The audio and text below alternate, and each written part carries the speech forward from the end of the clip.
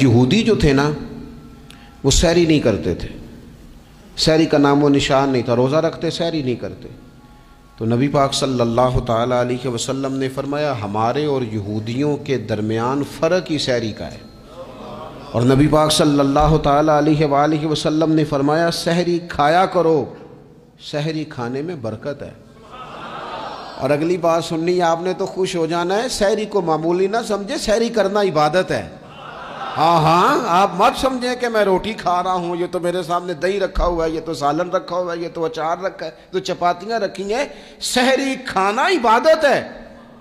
آپ صبح اٹھے، آپ کی تو روٹین ہی اور تھی، تو 7 بجے کھاتے تھے، 9 بجے کھاتے تھے۔ یہ جو آپ صبح کھا رہے ہیں اٹھ کے سحری میں، اپنی مرضی سے تھوڑی کھا رہے ہیں، یہ تو کسی کے کہنے سے کھا رہے ہیں، یہ تو کسی کے بٹھائے بیٹھے ہیں۔ یہ جو سحری کا لنگر ہے یہ رب رسول کی رحمت کے ساتھ عطا ہوتا ہے، یہ کرم ہے، یہ اللہ رسول کے بٹھائے بیٹھے۔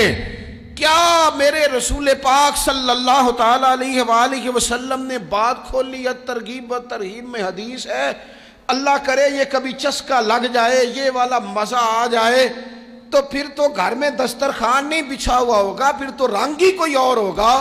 حضور فرماتے ہیں اللہ تعالیٰ اور اس کے فرشتے سحری کھانے والوں پر رحمتوں کا نزول فرماتے ہیں۔